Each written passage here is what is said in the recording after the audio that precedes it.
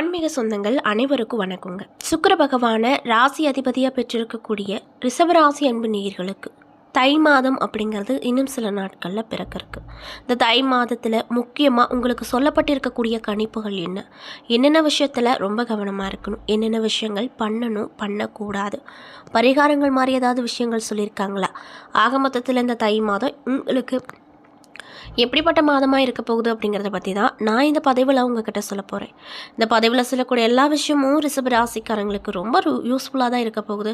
So வீடியோவை skip பண்ணாமல் தொடர்ச்சியாக பாருங்கள்.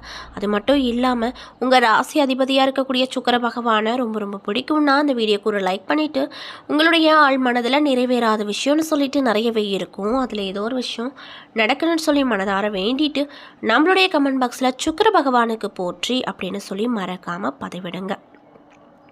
மேலும் இது போன்ற ஆன்மீகம் சார்ந்த வீடியோஸ் எல்லாம் நீங்கள் பார்த்து தெரிஞ்சுக்கணும்னு நினச்சா நம்மளுடைய முருகன் ஆஸ்ட்ரோ சேனலை மறக்காமல் சப்ஸ்கிரைப் பண்ணிவிட்டு கீழே இருக்கும் பெல்லைக்கானையும் மறக்காமல் கிளிக் பண்ணுங்கள். அப்போ தான் நம்ம சேனலில் போடுற எல்லா வீடியோவுமே நோட்டிஃபிகேஷனாக உங்ககிட்ட உடனுக்குடனே வந்து சேரும். ஸோ இப்போ வாங்க நம்ம வீடியோக்குள்ளே போய் தெளிவாக பார்த்து தெரிஞ்சுக்கலாம். ராசி மண்டலத்தில் காலபுருஷன் என்னும் உருவமாக கொண்டதால் மேசராசி கபாலம் என்பது போல இந்த ரிஷப ராசி முகமாக குறிக்கப்படுது. சகல கலைகளுக்கும் அழகுகளுக்கும் அதிபதியான சுக்கிரன் இந்த ராசியின் அதிபதியாக வர்றதுனால இந்த ராசிக்காரங்க முக அழகுக்கு முக்கியத்துவம் தரக்கூடிய நபர்களாக தான் மோஸ்ட்லி இருப்பாங்களாம். சுக்கிரன் உங்களுக்கு வசீகர தோற்றத்தை தருவார் அப்படின்னு சொல்லப்படுது. அது மட்டும் இல்லாமல் ரிஷபராசிக்காரங்களுக்கு ப்ளஸ்ஸான ஒரு விஷயம் என்ன அப்படின்னு பார்த்தீங்கன்னா, புத்தகம் வாசிப்பது அப்படிங்கிறது இந்த ரிஷபராசிக்காரங்களுக்கு பிடிச்ச ஒரு விஷயமா இருக்கும் அப்படின்னு சொல்லப்படுது. ரிஷபராசியில் பிறந்த உங்களை எதிர்த்து போராடுவது மற்றவங்களுக்கு கடினமான ஒரு விஷயமாக தான் இருக்கும். எப்பொழுதுமே உங்களை எதிர்த்தவங்க தான் தோற்று போவாங்க, நீங்கள் என்றைக்குமே தோற்கவே மாட்டீங்க. எதிரிக்கு எப்பொழுதுமே சவாலாகவே இந்த ரிஷபராசிக்காரங்க இருப்பாங்களாம். ஆனாலுமே நீங்கள் இயல்பாகவே சாதுவாகத்தான் இருப்பீங்க, அமைதியாக இருப்பீங்க.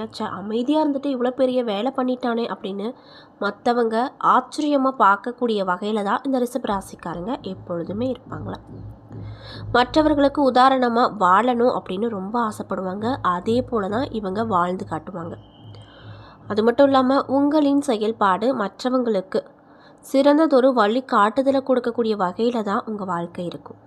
பொது காரியத்திலும் சரி உங்களுக்கு மிகுந்த ஈடுபாடு நிறைய இருக்கும். அதே போல் எந்த ஒரு பொதுவான விஷயத்திலும் வந்தோம் போனோம் அப்படின்னு இல்லாமல் எல்லா வேலையுமே முன்னின்று செய்யக்கூடிய நபர்களாக இருப்பாங்க. எந்த விஷயத்திலுமே தனக்கென காரியம் சாதித்து கொள்ள நினைக்கவே மாட்டாங்க. உடன் இருப்பவங்களோடு சேர்ந்து முன்னேறுவதே முன்னேற்றம் அப்படிங்கிறது தங்களுடைய சித்தாந்தமாக இருக்கும் இந்த ரிஷப ராசிக்காரங்களுக்கு. ராசிக்கு 2வது இடமான வாக்குஸ்தானத்தில் புதன் வராரு. ஆகவே எதையும் சூட்சமமாக புரிவதில் சாமர்த்தியம் பெற்றவர்களாக இருப்பீங்க. நீங்கள் உங்களுடைய எண்ணத்தை முகக்குறிப்பிலேயே எதிரில் இருப்பவங்களுக்கு உணர்த்திடுவீங்க. அதே போல் மற்றவங்களை கணிப்பதிலும் நீங்கள் கில்லாடி தாங்க. அது மட்டும் இல்லாமல் பழைய விஷயங்களை அசை போடுவது உங்களுக்கு பிடித்த ஒரு விஷயமா இருக்கும். உங்களுடைய ராசிக்கு 3வது ஸ்தானமான முயற்சி ஸ்தானத்திற்கு அதிபதி சந்திரன் அப்படிங்கிறதுனால முயற்சி திருவனையாக்கும் என்ற சொல்லுக்கேற்ப முயற்சி அப்படிங்கிறது செஞ்சுக்கிட்டே இருப்பீங்க. எவ்வளோ தோல்வியானாலும் அந்த தோல்வியெல்லாம் விட்டுட்டு முயற்சி செஞ்சு செஞ்சு செஞ்சு வாழ்க்கையில் முன்னேற்றத்தை பார்ப்பீங்க, வெற்றிகளையும் சேர்ப்பீங்க. சகோதரர்களிடம் அதிகமாக அக்கறை காட்டுவீங்க. எல்லோருக்குமே பெற்ற அன்னையிடம் பாசம் அதிகமாக இருக்கும். ஆனால் நீங்களே அதையும் தாண்டி அவரிடத்துல பெரும் பக்தி கொண்டிருப்பீங்க. அவருக்கு ஒன்று அப்படின்னா துடித்து போயிடுவீங்க. தாயார் ஸ்தானத்திற்கு குறிக்கக்கூடிய சிம்ம ராசியில் சூரியன் அதிபதியாக இருப்பதால் உலகத்துக்கே ஒளி தரக்கூடிய சூரியனை போல உற்றார் உறவினர் எல்லோரையும் நேசிப்பீங்க, அவர்களையும் அனுசரித்து போவீங்க. இப்படிப்பட்ட அன்பு உள்ளம் கொண்ட ரிஷபராசிக்காரங்களுக்கு இந்த தை மாதத்தில் என்னென்ன விதமான சிறப்பான விஷயம்லாம் நடக்க போகுது, என்ன விஷயத்தில் கவனமாக இருக்கணும், என்ன விஷயங்கள்லாம் பண்ணணும் பண்ணக்கூடாது அப்படிங்கிறத பற்றி தான் நான் இந்த பதிவில் உங்கள்கிட்ட ஷேர் பண்ணிக்க போகிறேன்.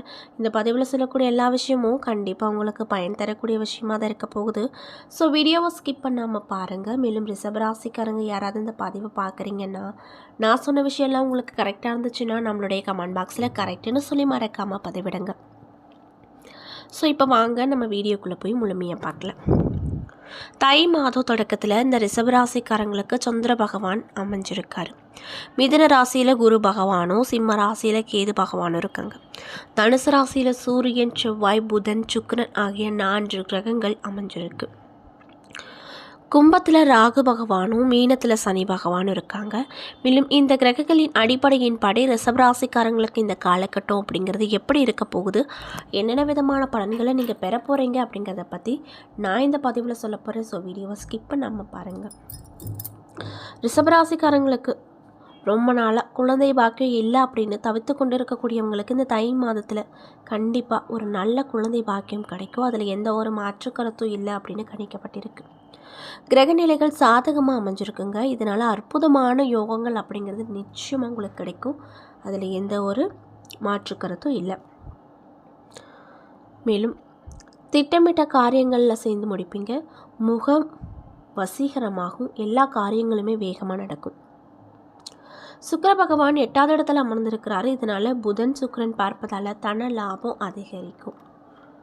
மேலும் பொருளாதாரத்தை பொறுத்த வரைக்கும் உங்களுக்கு இந்த காலகட்டம் எப்படி அமைஞ்சிருக்குன்னு பார்த்தீங்கன்னா முன்னேற்றம் ஏற்படக்கூடிய காலகட்டமாக அமைஞ்சிருக்கு.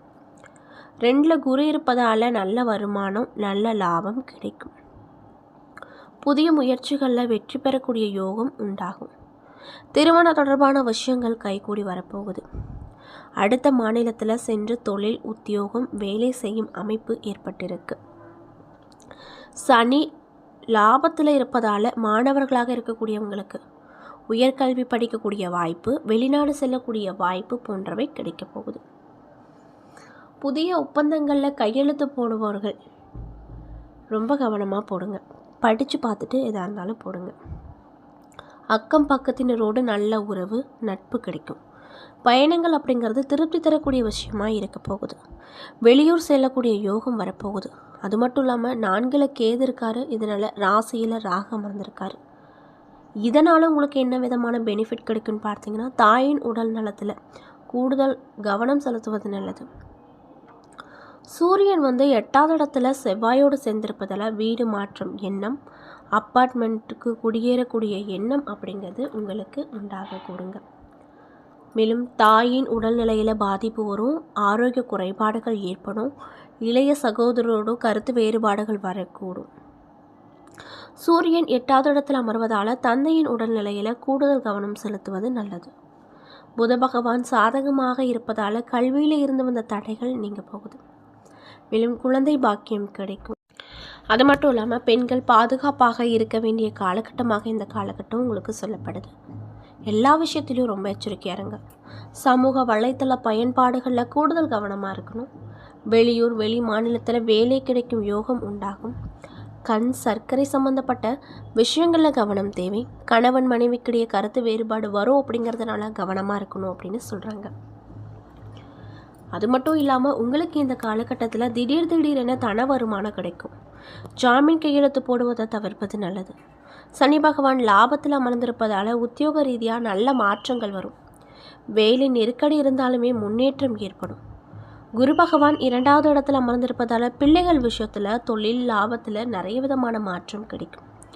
குலதெய்வ கோவிலுக்கு சென்று வரும்போது உங்களுக்கு நல்ல விஷயங்கள் வந்து சேரும். திடீர் அதிர்ஷ்டம் ஏற்படும். செவ்வாய் பகவான் 8வது இடத்துல இருப்பதால் திடீர் யோகமும் வருமானமும் கிடைக்கப்பெற்று ரொம்பவே சந்தோஷமாக இருப்பீங்க. என்ன நண்பர்களே, இந்த பதிவுகளில் ரிஷபராசி அன்பு நேயர்கள் அனைவருக்குமே தை மாதம் இன்னும் சில நாட்களில் பிறக்கிறதுக்கு. இந்த தை மாதத்தில் நீங்கள் என்ன விதமான விஷயத்தை பார்க்க போகிறீங்க, என்ன விஷயத்தில் கவனமாக இருக்கணும், என்னென்ன விஷயங்களில் பரிகாரங்கள் மாதிரி பண்ணணும் அப்படிங்கிறத பற்றியும் நான் இன்றைக்கி இந்த வீடியோ பதிவின் மூலியமாக தெளிவாக உங்கள்கிட்ட ஷேர் பண்ணியிருப்பேன்.